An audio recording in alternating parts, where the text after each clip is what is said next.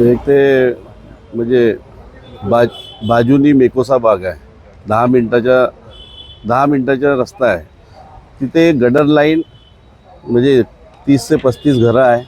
तिथे रहिवासी राहणारे लोक आहे. 15-20 वर्षापासून सगळे राहून राहिले, टॅक्स भरून राहिले, बिजली बिल, पाणी बिल सगळं काही भरत आहे लोक.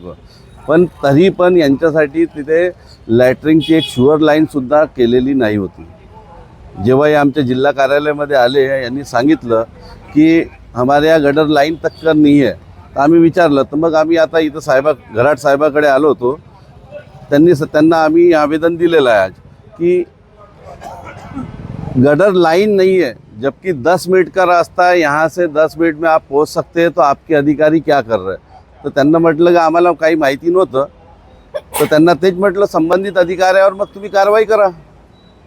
कारण की कोणाचं थकीत बिल राहिलं, कोणाचं टॅक्स राहिलं, पाण्याचं थकीत राहिलं तर अधिकारी त्यांच्या घरी जाऊन बरोबर पैसे घेतात ना, कनेक्शन कापतात. तर मग जनतेला काय प्रॉब्लेम आहे, जनतेसाठी काय करू शकते, त्यासाठी महानगरपालिका खोललेली आहे. जेव्हा तुम्ही बिल मागू शकता तर जनतेला एक गडर लाईन तुम्ही का बरं देऊ नाही शकले, का बरं त्यांच्यासाठी गडर लाईनची व्यवस्था नाही केली तुमच्या अधिकाऱ्यांनी.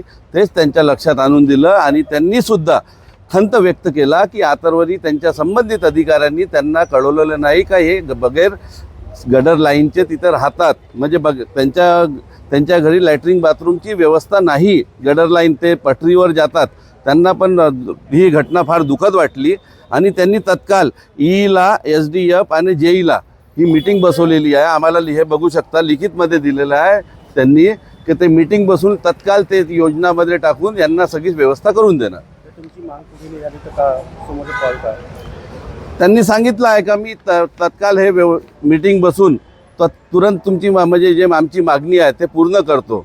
आणि मागणी जर पुरी नसती झाली आणि जनतेला त्रास होत असेल तर मग आमच्या यानंतर मग शांतीपूर्वक नाही, मग आम्ही आपल्या शिवसेना स्टाईलमध्ये आमचा मोर्चा आणू आणि मग संबंधित इथल्या अधिकाऱ्याला वर जाऊन कमिशनर साहेबाकडे जाऊन यांना जबाब द्यावा लागेल का बरं स्मार्ट सिटी नागपूर आहे आणि नागपूरच्या जनतेसोबत तुम्ही तिथे अधिकारी होते का बरं नाही केलं, ते यांना जवाब द्यावा लागेल.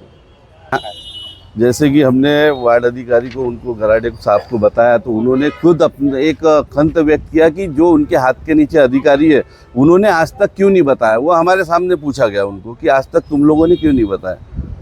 और जब उनको पता चला है तो मुझे लगता है कि जिस तरीके से लिखित रूप में और उन्होंने तत्काल अधिकारियों को बुलाया तो तुरंत ही करेंगे. वैसे हमने ई सेवा की उनके मांग की है कि जो लैट्रिन बाथरूम जो रेडीमेड रहते हैं उनकी 1-2 दिन में उनको व्यवस्था करके दो करके हमारी मांगनी वो हुई और उन्होंने हाँ बोला है.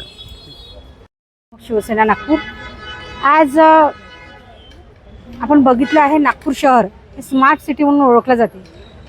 स्वच्छ नागपूर आणि सुंदर नागपूर नुसतं आपण ह्या जाहिराती नागपूर शहरामध्ये पाहतो, पण ते ग्राउंड लेवलची जी समस्या आहे त्या समस्येकडे ना प्रशासनाचं लक्ष आहे ना अधिकाऱ्याचं लक्ष आहे.